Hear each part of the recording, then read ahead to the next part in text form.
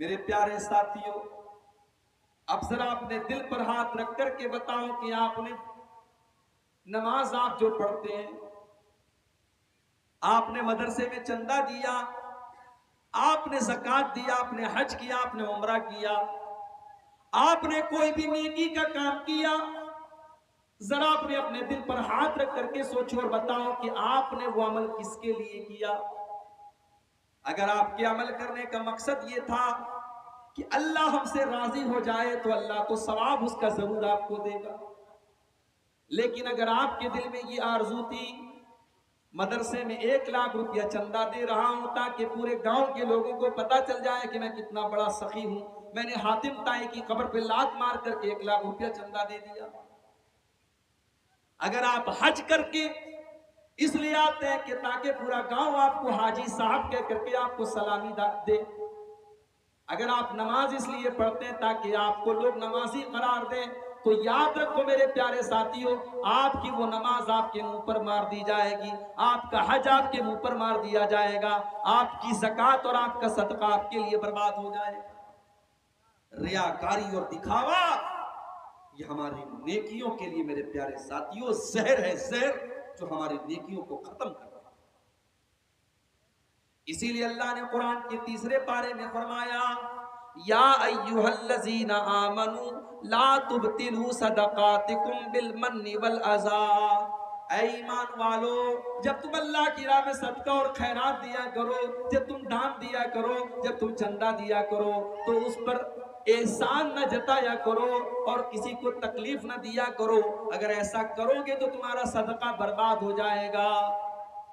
कल्लज़ी युनफ़िक़ु मालहु रिआअन नास, ऐ ईमान वालो, तुम उनकी तरह न हो जाना जो सदका तो करते लेकिन लोगों को दिखाने के लिए करते हैं, जो मुनाफिकों का तरीका है, जो काफिरों का तरीका है। ऐ मुसलमानों, तुम वो तरीका मत अपनाना। रियाकारी और दिखावा ये काफिरों का तरीका है, ये मुनाफिकों का तरीका है। मोमिन नमाज पढ़ता है तो ये सोच करके पढ़ता है कि ये मेरी जिंदगी की आखिरी नमाज है। जब मोमिन नमाज पढ़ता है तो दिल उसका नमाज की तरफ लगा रहता है, दिमाग उसका नमाज की तरफ लगा रहता है। और जब मुनाफिक नमाज पढ़ता है तो कुरान करीम में अल्लाह बयान करता है, वइज़ा क़ामू इलस्सलाति क़ामू कुसाला, जब ये मुनाफिक लोग नमाज पढ़ने के लिए आते हैं बड़ी सुस्ती के साथ, बड़ी काहिली के साथ आते हैं। युराऊन अन्नास, ये लोगों को दिखाने का काम करते हैं, ये अल्लाह के लिए नमाज नहीं पढ़ते, ये लोगों को दिखाने के लिए नमाज पढ़ते हैं। वला यज़कुरून अल्लाह इल्ला कलीला, और ये बहुत कम अल्लाह को याद करते हैं, ये बहुत थोड़ा सा अल्लाह को याद करते हैं। रियाकारी करना ये काफिरों की निशानी है, मुनाफिकों की निशानी। और अब मैं जो हदीस आपको सुनाने जा रहा हूं, ये वो हदीस है जिसको बयान करने के पहले हजरत अबू हुरैरा रज़ी अल्लाह तआला अन्हु बेहोश हो जाते। हदीस को बयान करने के पहले हजरत अबू हुरैरा बेहोश हो जाते हैं। होश में आते हैं, लोग सवाल करते हैं कि अबू हुरैरा, आप हमको अल्लाह के रसूल की कोई हदीस सुनाने जा रहे थे। अबू हुरैरा कहते कि हाँ, मैं तुमको हदीस सुनाने जा रहा हूं, मैंने अल्लाह के प्यारे नबी को ये फरमाते हुए सुना है। और इतना कहने के बाद अबू हुरैरा दोबारा बेहोश हो जाते हैं, 3 बार बेहोश होते हैं। फिर जब तीसरी मर्तबा होश में आते हैं तो कहते हैं कि वो लोगों, मैंने अल्लाह के नबी से को ये फरमाते हुए सुना है, इन्ना अव्वलन नास युक़ज़ा यौमल क़ियामति सलासतुन, क़यामत के दिन सबसे पहले 3 लोगों का फैसला किया जाएगा। सबसे पहले 3 लोगों का फैसला किया जाएगा। नंबर 1, रजुलुन उस्तुशिद फी सबीलिल्लाह, पहले नंबर पर वो इंसान होगा जो अल्लाह की राह में शहीद हुआ था, जो अल्लाह की राह में जिहाद करते हुए, जंग करते हुए, लड़ाई करते हुए अल्लाह की राह में शहीद हो गया था। उसको अल्लाह के सामने लाया जाएगा। अल्लाह पूछेगा, मेरे बंदे, मैंने तुझको ताकतवर बनाया था, तुझे लड़ने के लायक बनाया था, तेरे जिस्म को मजबूत बनाया था, तूने क्या किया? बंदा कहेगा कातल तू फी का हत्तस तुझीत, तो आय अल्लाह मैं तेरे रास्ते में लड़ता रहा, मैं क़िताल करता रहा, मैं जंग करता रहा, तेरे दुश्मनों को मारता रहा, हत्ता हत्तस तुझीत, तो यहां तक कि मैं शहीद हो गया। अल्लाह फरमाएगा तू झूठ बोल रहा है, तू इसलिए नहीं लड़ रहा था कि मुझे राजी करने वाला था, अल्लाह को राजी करने वाला था। तू तो इसलिए लड़ रहा था ताकि दुनिया वाले कहें कि तू बहुत बड़ा वीर था, बहुत बहादुर था, तेरी वीरता के, तेरे बहादुरी के, तेरी शुजाअत के चर्चे हो, इसलिए तू लड़ता था और जंग करता था। तो तुझे जो चाहिए था वो तो तुझे मिल गया, और उसके बाद अल्लाह ताला हुक्म देगा और चेहरे के बल घसीट करके उसको जहन्नम में डाला जाए। उसके बाद दूसरे आदमी को लाया जाएगा, ये बहुत बड़ा आलिम होगा, ये कुरान का आलिम होगा और कुरान का टीचर होगा। वरजुलुन तअल्लमल इल्मा व अल्लमहु, इसने इल्म दीन को सीखा होगा, सिखाया होगा। अल्लाह पूछेगा मेरे बंदे, मैंने तुझे दीन का आलिम बनाया, तुझे दीन की समझ अता फरमाई, तूने क्या किया? बंदा कहेगा अल्लाह मैं दीन को सीखता रहा और दीन को सिखाता रहा, अय अल्लाह मेरा मकसद ये था कि तू खुश हो जाए, तू राजी हो जाए, अय अल्लाह तेरी रजा के लिए, तुझे खुश करने के लिए मैंने दीन को सीखा और सिखाया। अल्लाह फरमाएगा कज़ब्ता, तू झूठ बोल रहा है, तूने इसलिए दीन को सिखाया, तूने इसलिए दीन को सीखा, तूने कुरान को इसलिए पढ़ा, लियुकाल इन्नहु कारिउन, ताकि दुनिया कहे कि ये कुरान का बहुत बड़ा कारी है, ये बहुत बड़ा अल्लामा है, ये बहुत बड़ा आलिम है, दुनिया वाले तेरी तारीफ करें। तूने तारीफ बटोरने के लिए सारा काम किया था, तो तुझे जो चाहिए था वो तो मिल गया। उसके बाद अल्लाह तबारक व तआला उस इंसान को जो दुनिया में आलिम था और टीचर था दीन का, कुरान का, उसको भी घसीट करके जहन्नम में। उसके बाद एक तीसरा आदमी आएगा, ये बहुत बड़ा पैसे वाला, बहुत बड़ा धनवान आदमी, बहुत पैसे वाला मालदार आदमी होगा। अल्लाह ताला पूछेगा मेरे बंदे, मैंने तुझको मुख्तलिफ तरीके का धन दौलत दिया, पैसा दिया, माल दिया, तूने क्या किया? बंदा कहेगा अल्लाह जहां पर भी मुझको पता चला कि वहां पैसा देने से तू खुश होता है, मस्जिद में, मदरसे में, यतीम खाने में, गरीबों के ऊपर, यतीमों के ऊपर मैंने खर्चा किया। आय अल्लाह मैंने तमाम नेकी के रास्तों पर खर्चा किया, आय अल्लाह इसलिए मैंने खर्चा किया ताकि तू खुश हो जाए। अल्लाह फरमाएगा कज़ब्ता, मेरे बंदे तू झूठ बोल रहा है, तू झूठ बोल रहा है, तूने इसलिए ये चंदा दिया, तूने इसलिए ये पैसा खर्च किया, लियुकाल इन्नहु जवादुन, ताकि लोग तुझे दान देने वाला दानी कहें, लोग तुझे सखी कहें, लोग तुझे फैयाज कहें, लोग तुझे खर्च करने वाला कहें, लोग तेरी तारीफ करें। तो तुझे जो चाहिए था वो तो मिल गया।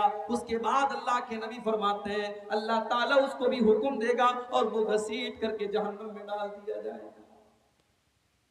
ये टॉप की 3 नेकी है मेरे भाई, अल्लाह की राह में जिहाद करना, कुरान का और दीन का इल्म सीखना और अल्लाह के राह में माल खर्च करना। ये टॉप की 3 नेकी है, मगर ये तीनों नेकी करने वाला सबसे पहले कयामत के दिन जहन्नम की आग में डाला जाएगा। तिरमिज़ी की रिवायत है, जब ये हदीस हजरत अमीर मुआविया के सामने पड़ी गई, हजरत अमीर मुआविया रोने लगे, इतना रोए कि बेहोश हो गए, और जब होश में आए तो कहने लगे इतनी बड़ी बड़ी नेकी करने वाले अल्लाह की बारगाह में बर्बाद हो जाएंगे तो हमारा तुम्हारा क्या होगा? उसके बाद हजरत मुआविया ने सूरह हूद की वो 2 आयतें पढ़ी।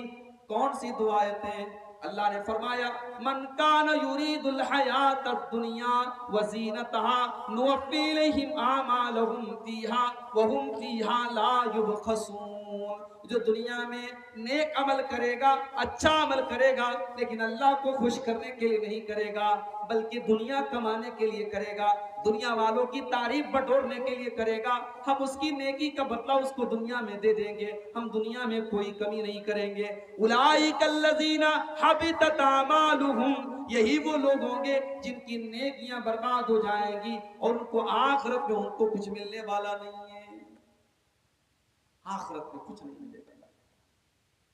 अगर आपकी नीयत सही नहीं है, आपके दिल में इखलास नहीं है। शेरशाबादी बिरादरी में खाने में मसाला बहुत डाला जाता है, डालते कि नहीं डालते? गलत नहीं बोल रहा हूं ना, झोल बहुत डालते, झोल। अच्छा, खाने में आपने मसाला बहुत डाल दिया लेकिन नमक नहीं डाला, बहुत अच्छा आपने देसी मुर्गा बनाया, मौलाना साहब के सामने रखा, मौलाना साहब खाइए, मौलाना साहब खाने लगे, यार नमक ही नहीं है इसमें। अब सारी चीजें आपने डाल दी, नमक नहीं डाला, तो वो मजा निकल जाएगा खाने। इसी तरीके से नेकी के अंदर मेरे प्यारे साथियों, अमल के अंदर इखलास अगर नहीं है, अगर उस अमल के अंदर रियाकारी है, दिखावा है, तो अमल चाहे देखने में जितना ही अच्छा क्यों ना हो, अल्लाह की बारगाह में वो अमल बेकार है, क्योंकि उसके अंदर इखलास का नमक नहीं है। जब तक इखलास नहीं होगा, हम अल्लाह के लिए वो नेक अमल नहीं करेंगे, तब तक हमारे अमल के अंदर भूल जाएगा। इसीलिए बुखारी शरीफ की पहली हदीस है, जाओ मेरे नौजवान साथियों, बुखारी की पहली हदीस आपको सुनाने जा रहा हूं। बुखारी की पहली हदीस जरूर याद कर लेना, कोई पूछे तो बता देना कि बुखारी शरीफ की पहली हदीस है। हजरत उमर फारूक रज़ी अल्लाह ताला अन्हु हदीस के रावी हैं। अल्लाह के प्यारे नबी फरमाते हैं सल्लल्लाहु अलैहि वसल्लम, इन्नमल आमालु बिन्नियात व इन्नमा लिकुल्लि इम्रिइन मा नवा, तमाम के तमाम आमाल का दारो मदार नीयत पर है, और इंसान को उतना ही सवाब मिलेगा जितनी उसने नीयत की होगी। फमन कानत हिजरतुहु इला दुनिया युसीबुहा, अब इमरातियन के हुआ, अगर कोई हिजरत करता है, अपना वतन छोड़ के जाता है, बिहार छोड़ के मुंबई जाता है, बिहार छोड़ के बेंगलोर जाता है, अपना वतन छोड़ करके परदेश जाता है दुनिया कमाने के लिए या किसी औरत से निकाह करने के लिए, तो उसको जो चाहिए वो मिल जाएगा। वमन कानत हिजरतुहु इलल्लाहि व रसूलिही व हिजरतुहु इलल्लाहि व रसूलिही, और जो अल्लाह के लिए अपना वतन छोड़ता है, जो रसूल के लिए अपना वतन छोड़ता है, जो अल्लाह और उसके रसूल के लिए हिजरत करता है, उसको हिजरत का सवाब मिलेगा। वतन दोनों छोड़ रहे हैं। एक इंसान बेचारा बर्मा में रहता था, वहां दीन पर अमल करने में परेशानी आ रही थी, बेचारा अपना वतन छोड़ करके हिंदुस्तान आता है, किसी और मुल्क में जाता है, उसका मकसद है अपने दीन को बचाना, अपने ईमान को बचाना।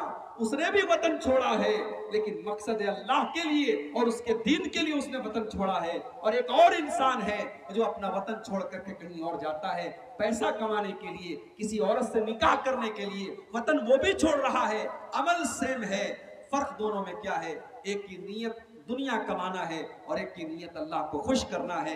तो जो अल्लाह को खुश करने के लिए हिजरत करेगा उसको हिजरत का सवाब मिलेगा, और जो अपना वतन छोड़ेगा दुनिया के लिए और कारोबार के लिए, उसको कोई सवाब नहीं। नीयत का मामला इतना अहम है मेरे प्यारे साथियों कि अगर आपकी नीयत सच्ची है तो अमल के बगैर भी आपको अमल का सवाब मिल जाएगा। अभी आपने अमल नहीं किया, लेकिन आपकी नीयत अगर सच्ची है तो आपको सवाब मिल जाएगा।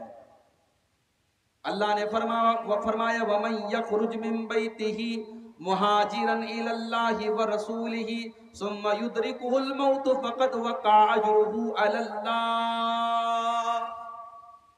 जो अल्लाह के रास्ते में हिजरत करने के लिए जाता है और रास्ते में उसका इंतकाल हो जाता है, उसकी मौत हो जाती है, उसका सवाब अल्लाह ताला क्या मिलेगा? वो अपने शहर से निकला था, ये सोच करके निकला था कि मैं दूसरे शहर में जाऊंगा ताकि वहां जाकर के मैं आजादी से नमाज पढ़ सकूं, मैं आजादी से रोजा रख सकूं, मैं आजादी से इस्लाम के ऊपर अमल कर सकूं। वो हिजरत के इरादे से निकला था और रास्ते में उसको मौत आ गई, तो अल्लाह फरमाता है फक़द वक़ा अजरुहु अलल्लाह, उसको जरूर उसकी नेकी का सवाब मिलेगा। अल्लाह के नबी फरमाते हैं तुमसे पहले की उम्मत में एक आदमी था जो 99 लोगों का कातिल था, 99 लोगों का उसने मर्डर किया था। उसके दिल में तौबा का ख्याल आया, उसने पता लगाया कि क्या मैं तौबा कर सकता हूं। किसी ने कहा कि फला आदमी के पास चले जाओ, वो अल्लाह का बहुत नेक बंदा है, उसके पास जाकर के तुम अपना मसला उससे पूछो, वो जरूर तुमको रास्ता बताएगा। वो पहुंचा।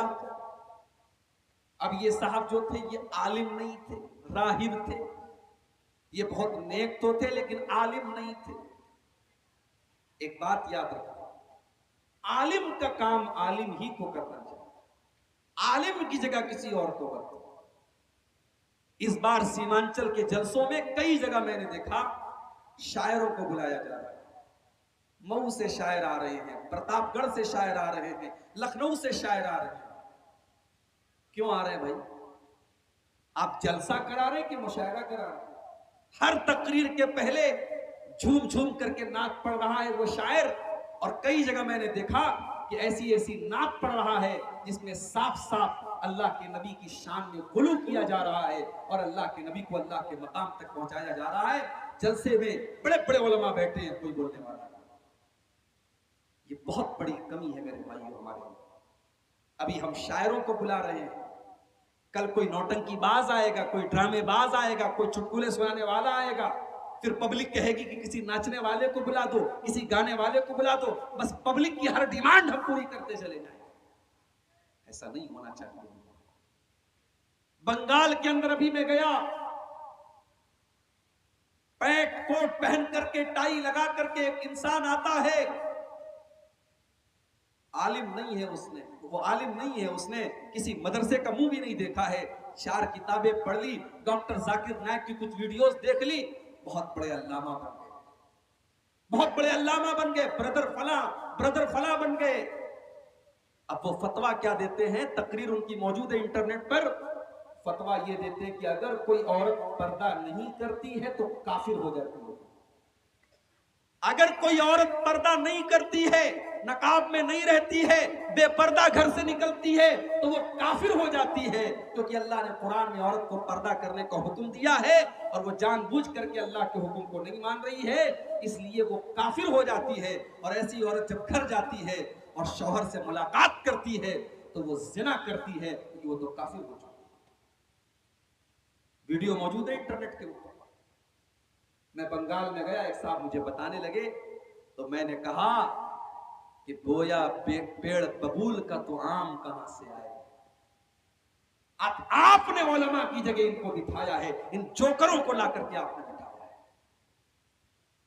बंगाल और सीमांचल के इस इलाके में अल्लाह की कसम तकलीफ होती है, दर्द होता है कि आप इस स्टेज पर ऐसे लोगों को बुलाते हैं जो कुरान की एक आयत ढंग से नहीं पढ़ सकते, जो मौजूद रिवायतें आपके सामने बयान करते हैं, जो मनगढ़ंत किस्से आपके सामने बयान करते हैं, लेकिन आवाज अच्छी है, तरन्नुम अच्छा है, अंदाज अच्छा है, बस आप फिदा हैं और उसको आप बुला रहे हैं। मेरे भाइयों, आलिम की जगह आलिम को दीजिए, किसी और को मत दीजिए। जाहिलों से आप मसला पूछेंगे तो वो गलत जवाब भी देंगे और आपको गुमराह करेंगे। और ये कयामत की एक निशानी भी अल्लाह के नबी ने बताई, ये कयामत की एक निशानी है कि आलिम की जगह जाहिल को दी जाए। जाहिलों से लोग मसला पूछेंगे। अल्लाह के नबी फरमाते हैं, बुखारी की रिवायत है, इन्नल्लाह ला यक़बिज़ुल इल्म इंतिज़ाअन यंतज़िहु मिनल इबाद। अल्लाह ताला दुनिया से इल्म को अचानक नहीं उठाएगा, वलाकिन यक़बिज़ुल इल्म बिक़ब्ज़िल उलमा, बल्कि अल्लाह ताला धीरे धीरे उलमा को उठा लेगा।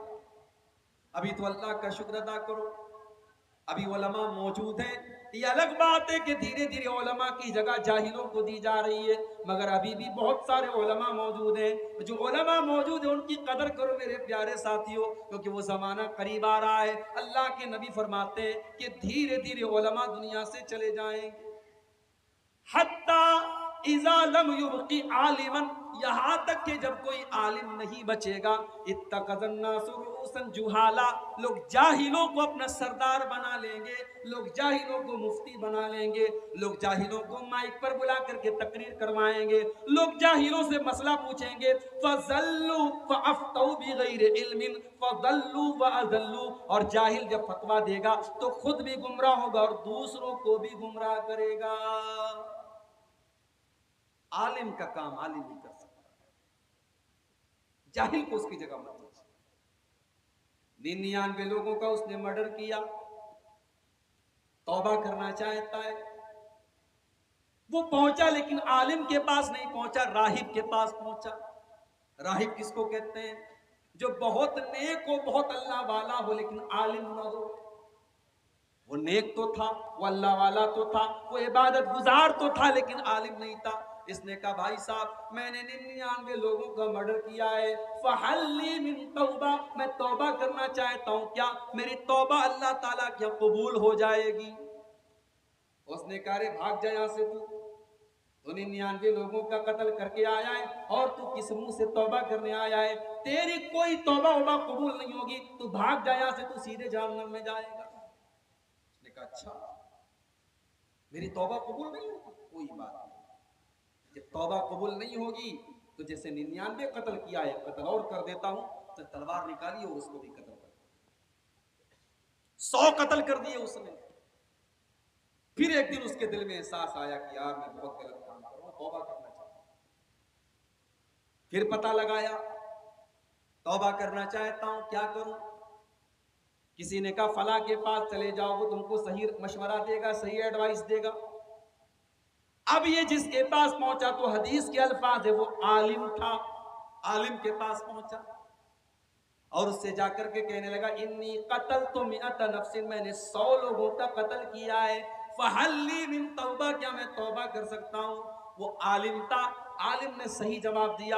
आलिम ने कहा मैं यहूलु बैनक व बैन रब्बिका, ऐ मेरे भाई, अगर तू तौबा करना चाहता है तो कौन तेरे और तेरे रब के बीच में रुकावट बन सकता है? अगर तू तौबा करना चाहता है तो तौबा का दरवाजा तो तेरे लिए खुला है, कौन तेरे और तेरी तौबा के बीच में रुकावट बन सकता है? तौबा कर ले, कोई बात नहीं, तू तौबा कर ले, तू सुधर जा, तू अपनी इस्लाह कर ले। मगर हां, अगर तू तौबा करना चाहता है तो तुझे ये गुनहगारों की बस्ती छोड़नी पड़ेगी, तुझे डाकुओं और चोरों का इलाका छोड़ करके अल्लाह के नेक बंदों के इलाके में जाना पड़ेगा। पता ये भी चला, खरबूजा को देख के खरबूजे का रंग बदलता है। नकाब वाली लड़की भी जब बेनकाब लड़कियों के बीच में आती है तो वो भी बेनकाब हो जाती है। जब हराम खोरों के बीच में कोई सही आदमी आता है वो भी हराम खोर हो जाता है। इलाके का असर पड़ता है, माहौल का असर पड़ता है। इसलिए अगर अपनी इस्लाह करना चाहते हो तो अच्छे माहौल में चले जाओ, या तो माहौल की इस्लाह करो या माहौल को छोड़ के चले जाओ। उसने कहा तुम्हें तौबा करना है तो तुम्हें इस बुरे लोगों की बस्ती को छोड़ करके जाना पड़ेगा। अब हदीस के अल्फाज हैं, 100 लोगों का कातिल था, डाकू था, अभी अपनी बस्ती को छोड़ करके नेक लोगों की बस्ती में जाने लगा। रास्ते में अभी आधा रास्ता उसने तय किया है कि मौत का फरिश्ता आ गया। मौत का फरिश्ता, मौत का फरिश्ता पूछ करके नहीं आता है कि थोड़ा सा आपको आधा घंटा का टाइम और दे देना है। मौत तो अपने टाइम पर आती है। हो सकता है आप मोबाइल पर कोई गंदी चीज देख रहे हो, मौत आ जाए। हो सकता है शराब के नशे में मौत आ जाए। हो सकता है अल्लाह की बारगाह में सजदा करते हुए मौत आ जाए। मौत तो अपने टाइम पर आती है। हम लोग बोलते हैं ना, अचानक मर गया, बाइक से जा रहा था, अचानक एक्सीडेंट हो गया। हमें लगता है कि अचानक एक्सीडेंट हो गया, मगर उसकी मौत उसी एक्सीडेंट से लिखी थी। वो अचानक नहीं मरा है, वो अपने टाइम पर मरा है। हमारे यहाँ बॉलीवुड की फिल्मों के जरिए एक और कॉन्सेप्ट बनाया गया कि जो आत्महत्या कर लेता है उसकी आत्मा भटकती रहती है कि नहीं? हमारे बहुत सारे लोग समझते हैं कि जो खुदकुशी कर ले उसकी आत्मा भटकती रहती है। किसी की आत्मा भटकती भटकती नहीं रहती भाई साहब। पहली बात तो आत्मा हिंदी का लफ्ज है, उर्दू में रूह का लफ्ज आया है, कुरान में रूह का लफ्ज आया। हमें रूह को रूह ही कहना चाहिए, आत्मा वात्मा नहीं कहना चाहिए। मरने के बाद कोई इंसान दोबारा दुनिया में नहीं आ सकता, चाहे उसका मर्डर हुआ हो, चाहे उसने सुसाइड किया हो, चाहे एक्सीडेंट हुआ हो, किसी भी तरीके से वो मरा हो, किसी की भी रूह दुनिया में वापस, बोलो भाई, नहीं आ सकता। तो मौत तो अपने टाइम पर आती है, मौत का फरिश्ता आ गया, उसको इससे कोई मतलब नहीं है कि वो तौबा करने जा रहा था, अभी अपनी बस्ती में पहुंचा भी नहीं है, आधे रास्ते में था कि मौत आ गई। अब मौत के फरिश्ते भी दो टाइप के होते हैं, एक होता है रहमत का फरिश्ता, एक होता है अजाब का फरिश्ता। नेक आदमी की रूह को जो कब्ज करता है वो रहमत का फरिश्ता होता है, बड़े आराम से रूह निकालता है। और जो बुरा आदमी होता है, काफिर होता है, फासिक होता है, फाजिर होता है, उसकी रूह को कौन निकालता है? अजाब का फरिश्ता, जो बड़ी तकलीफ के साथ रूह को निकालता है। रहमत का फरिश्ता भी आ गया, अजाब का फरिश्ता भी आ गया, दोनों आपस में लड़ने लगे। रहमत का फरिश्ता कहने लगा, ये तौबा के इरादे से जा रहा था, ये तौबा कर चुका था, ये अल्लाह के नेक बंदों की बस्ती में जा रहा था, इसलिए इसकी रूह को मैं निकालूंगा, इसको मैं लेके जाऊंगा। अजाब का फरिश्ता कहने लगा, ये 100 लोगों का कातिल था, ये चोर था, ये डाकू था, इसकी रूह को मैं लेकर के जाऊंगा। दोनों आपस में लड़ने लगे। अल्लाह ने एक तीसरे फरिश्ते को इंसान की शक्ल में भेजा। अच्छा, तीसरा फरिश्ता इंसान की शक्ल में आया, ये उन दोनों फरिश्तों को पता नहीं चला।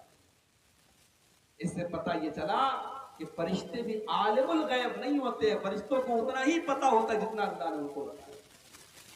अब ये तीसरा फरिश्ता इंसान की शक्ल में पहुंचा, फरिश्तों ने उसके सामने अपने मसला रखा कि हम दोनों के बीच में झगड़ा है, आप नेक इंसान नाले होते हैं, एक काम करो, तुमको फरिश्ते हो, तुम्हारे लिए कोई मसला नहीं है, तुम एक काम करो, रास्ते को नाप लो।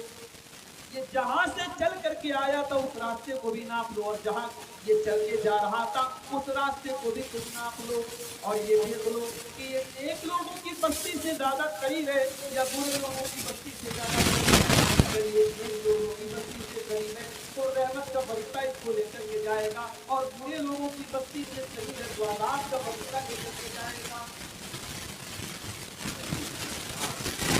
नापा गया,